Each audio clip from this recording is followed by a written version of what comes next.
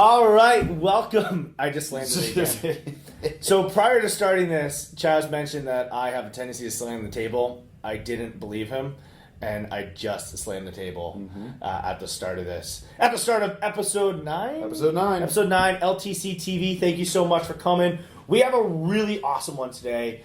Because we haven't spoken to you in a while, been able to kind of really help you with where you are right now in your transformational journey, we wanted to really get one that's just right to the point, a ton of value for you, so that maybe it can help answer some of those questions that you're kind of hanging on, that maybe is holding you back from making continued progress or making forward progress, or maybe even just getting started. Yeah. So before we kind of get in there, obviously, we'll start with the introductions, do a quick little kind of housekeeping, a little update as well. And then we're really just going to dive right into answering some of the most frequently asked questions when it comes to fitness.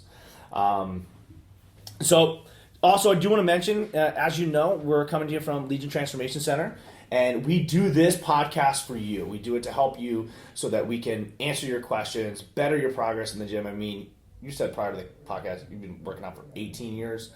I've been somewhere around like 17, 18 years as well. We've made every mistake just on ourselves alone, but then through the Legion and all the gyms that we have, we've had over 10,000 transformations just in the corporate 8 alone. Yeah. I mean, it's probably close to 15,000 or 20,000 transformations now have been through here. We've seen everything. Our goal is to make it a shortcut for you so that you don't have to go through all the headaches that we had to go through. But we do this for free for you. So all that we ask is that you share it, or you leave us a review, or you give us some other feedback so we can better serve you. You promise to do that for us? Cool. So if you forgot, I'm Bob Thompson. I'm the CEO and founder of Legion Transformation Center, and I'm with my amazing co-host. I'm Chaz, Malewski, Director of Marketing for Legion Transformation Center. So what's new with you, man?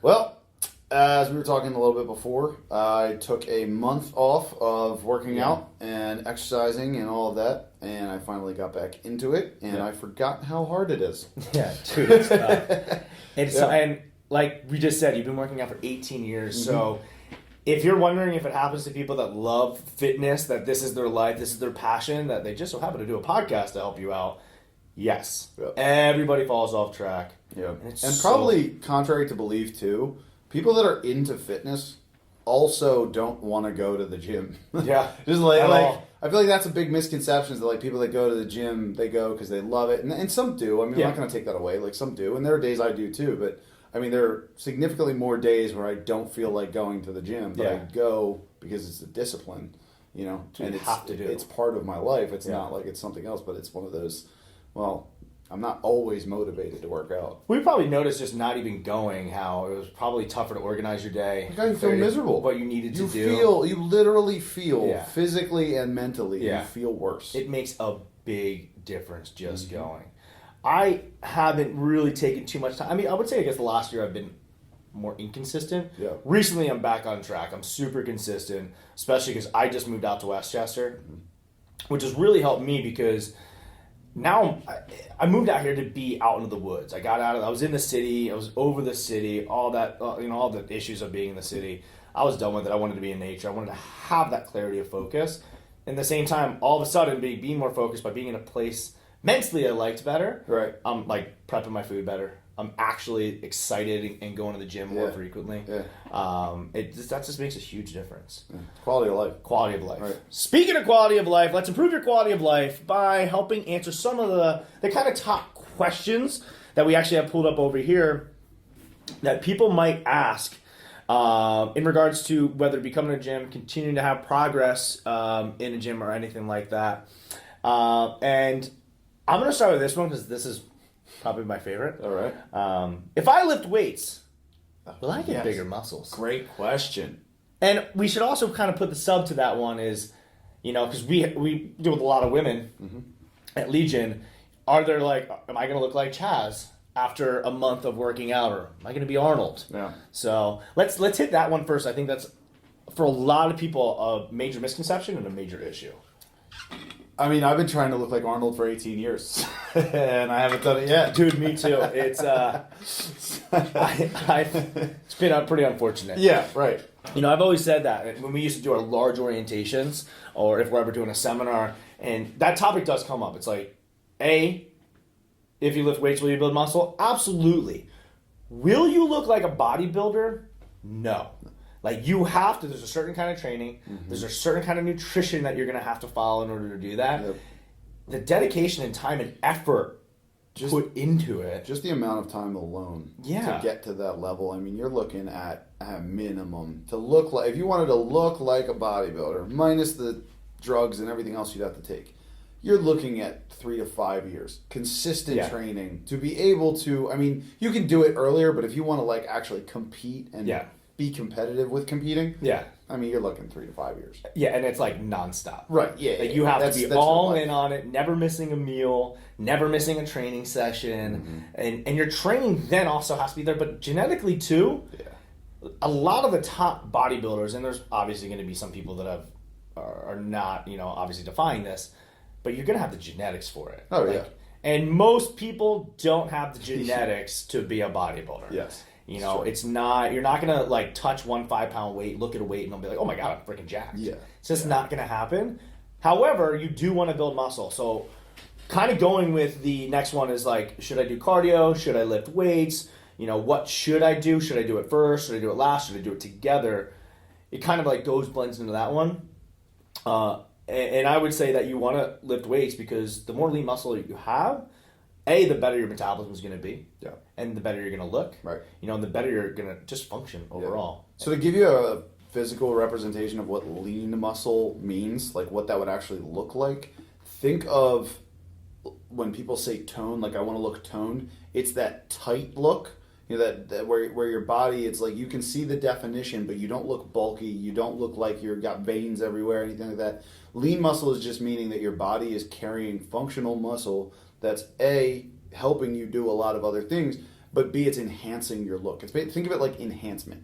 Like it makes your body look a certain way that makes you look like, oh, they look like they exercise, they look good. Like if you ever hear, a lot of people will refer to people that have a lot of lean muscle as, I want to look like that. You'll hear that a lot. It's like, I don't want to look like that. They'll point to the person with huge muscles. I want to be bulky. But they're like, I want to look like that. And that's lean muscle. That's that it's the look factor. It's the aesthetics. Yeah, I think that's a really good thing to clarify, to make sure that there is that difference. Like, everybody wants to have a little bit of muscle, per se. Everybody's going to have their differing levels of what they want and what they prefer. But yeah, when we're talking about building muscle, we're just talking about having, and trainers hate the word tone. Yeah, they do. Which I think is absolutely fine because we all know what it means. Right. Like, we all want to have that toned body. We want to have less body fat and more muscle being shown. Right. For some people, it's going to be degree. I personally want to have a lot of muscle mass. I'm not very good at achieving this right now, but some people don't. However, it's going to have a lot of benefits by doing so and by actually building muscle, especially as you get older. The more muscle that you have, the better it's going to be for recovery. The less injuries you're going to have. The healthier you're just going to be overall in your entire system. Right. Well, and also another key element of having more muscle, which doesn't really relate to your look, but it goes hand in hand. The more muscle you have, the more calories your body burns. So that means I can eat more food? That's right. You can eat more food with more muscle. There we go. And that actually kind of goes to another thing of why you want to have muscle is when you have more muscle and you have less body fat, your body's burning more calories. It needs more calories at rest.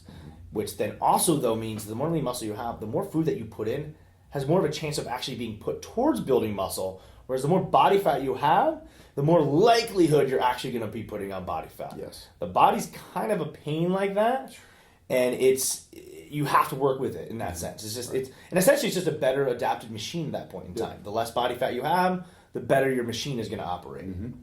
Yeah. So with that, what do you think? Should we do cardio first? Should we do cardio after? Should we do it together? What do you think is the best? So I'm going to preface anything we say with the best form of exercise that you can do is the one that you do consistently. That's good. So I heard that a long time ago, and it stuck with me because I'm one of those. I'm not going to say it used to be because I catch myself in it. But there's a term called program hopping, right? And program hopping is you try one thing for like a week or 2 weeks, you get bored of it, and then you jump to another thing. Yeah. And then ultimately you don't see any progress because you don't stay consistent with something, right? So put it this way. If we tell you right here, hey, you have to lift weights, and you absolutely hate lifting weights, and you decide I'm only going to do it 1 day a week, awesome, cool. Do it that 1 day a week, and then do the thing that you're more consistent with doing, more than that, and then keep doing it. Keep doing it as much as you can. Stay as consistent as possible. No matter what you do, you'll end up seeing results. That said, there are better ways of getting to results either faster, more efficiently, or better results for your specific body type of certain exercises that you can do. But I want to kind of get that across is that, like, it doesn't matter what we tell you. If you don't do it, you're not going to get any results. Absolutely. That's also why I am a big fan of HIIT style training. Mm-hmm. Yeah. Because most people can fit in their schedule. Most people enjoy it because it's fun. It's different. Generally, it's going to be changing pretty often. So for those people that like to program hop, a lot of times they just get bored. Mm-hmm. They're getting bored and they're going to the next thing. And we get a combination of both strength training involved as well as cardio. Right. I personally don't have 3 hours a day to get a ton of cardio in, to get a ton of strength training in, and do that. Some people can. The way my schedule is, it just doesn't work that way. And I don't even have kids, so I can imagine if you have kids and a lot of those responsibilities, you don't either. And it's also just more fun. I don't like cardio. Unless we're doing hiking. Like, hiking is just like a fun activity I can do for hours. Yeah, it doesn't feel like working out. Doesn't feel like working out, but I can't do that every day just because... Right. responsibilities. Wow. But like HIIT training, that's why I love it, because it's a combination of both. But like you said, if you love running and that's what you're actually going to do, then do it. Yeah. Should you throw strength training in? Absolutely. Right. Yeah. Like, just because also at the same time, I do want to say, I think it's great that it's not an excuse just to do whatever you want. Correct. Still, like at the end of the day, there's still stuff you need to do. Right. You need to make sure you're strength training, so you need to make sure you're doing some sort of resistance training to build muscle. Right. You then have to do some sort of cardio, so that you are then strengthening your heart and making sure that you're not, you're going to be able to live forever. Right. You want to do that. So if you love running every single day, run, but then throw some strength training in. Yes. If you love strength training, great. Strength training as much as you want. Throw some cardio in so that you're not out of breath walking up the steps. Right. And cardio doesn't have to be the general jogging, running on a treadmill, things like that. Like, you can get other forms of cardio. And for those of you that don't know what HIIT training is, it's essentially cardio and strength training meshed into one. Yeah. So that you can keep both of those elements being built up, your cardiovascular system as well as your muscular system, in that workout. And the cool thing about HIIT training is it's like a bang for your buck. Yeah. Right? You get both at the same time. But be on top of it, when contrasting that versus just weight training or just cardio, you're going to burn more calories doing HIIT training because it's more exhausting than the other two, because you're using both the muscular system and the cardiovascular system at a higher level than you would be doing the other two. So you're going to get more results, but also more bang for your buck with doing that style of training. Yeah. Which is why we promote that with Legion. That's why we don't just do one thing and then the other and then the other. Because it's a question we've gotten is like, well, what's the next phase, or how is this or how is that? It's like, well, this is the one we believe in the most because we see what it does. We see what it does. We know what it does. We know that 90% of the people, this is all they're also going to get. Mm-hmm. So if you only have that 45 minutes, this is what you should be spending your time on doing. Right. So that you're getting everything, so you're not missing it out. Because in a 45-minute session, you're going to get a warm up, you're going to get stretching and flexibility work done, you're going to get cardio work done, and you're going to be building muscle. Yeah. So that you're then, most importantly, because of that style of training, you're still burning a ton of calories when you're not there. Right. When you're sitting at the desk, when you're playing with your kids or anything like that, you're still burning calories from that one style of workout. So you're just getting a ton of benefits. That's one of the unique benefits of HIIT style training. Yeah. So that's why we recommend it. But of course, like you said, maybe we do have a lot of people that then get to that advanced level. Mm-hmm. They're, hey, like, I wanna focus on maybe doing a figure competition now that I've lost 45 or 100 pounds. Yeah. Hey, I want to get a little bit stronger. And then that's why we then have the other programs for them that they can then get to, like, hey, you can supplement this 1, 2, or 3 times a week in addition to what you're doing, so that you can then achieve chase those other goals that you have. That maybe are a little bit more specific. Mm-hmm.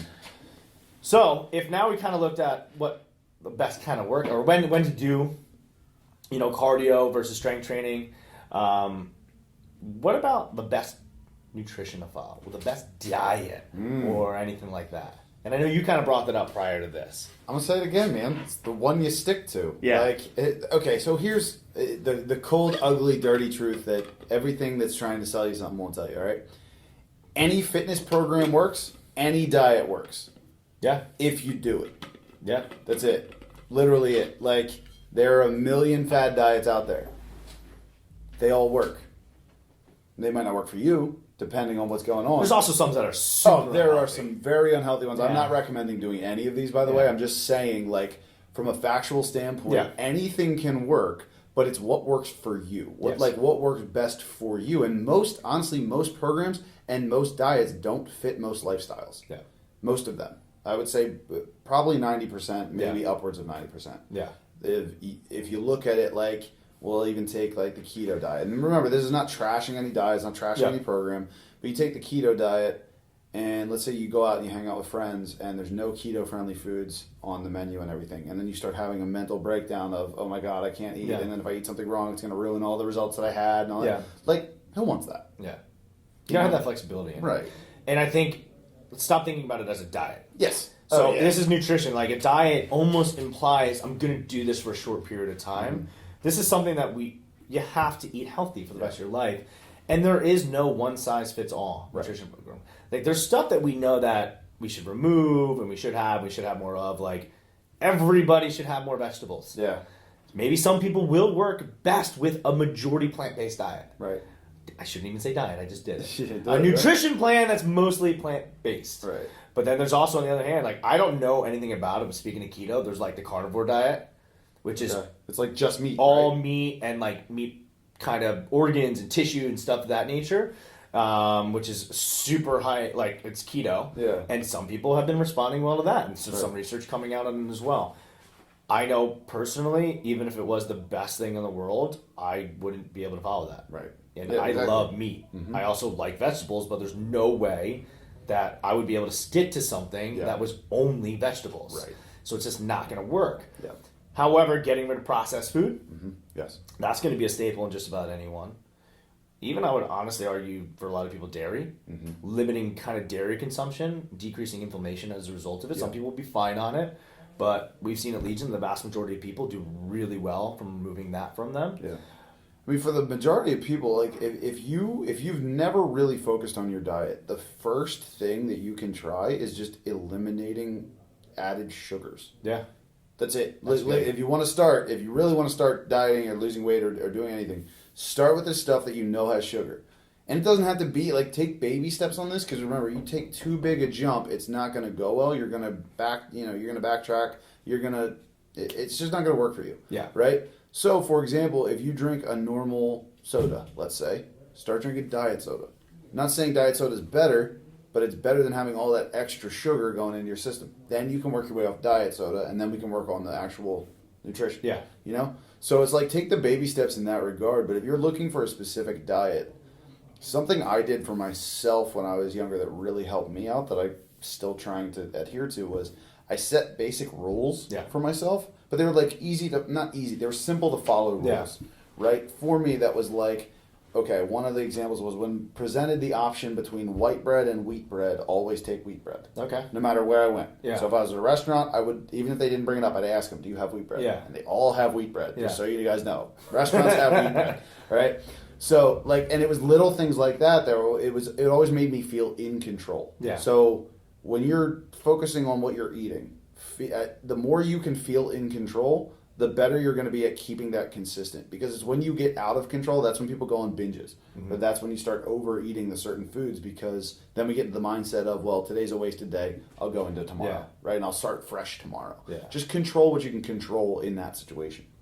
That's awesome. I really don't think there should be anything else added to that when it comes down to nutrition. And I also think it kind of goes to the last topic that I wanted to cover from our most frequently asked questions, which was cravings. And how do I curb cravings? Because I actually kind of think it applies very similarly there. But that's something, especially if this is new to you, or you have a sweet tooth or whatever, or late at night or whatever, you get those cravings, and a lot of times the cravings can really throw somebody off.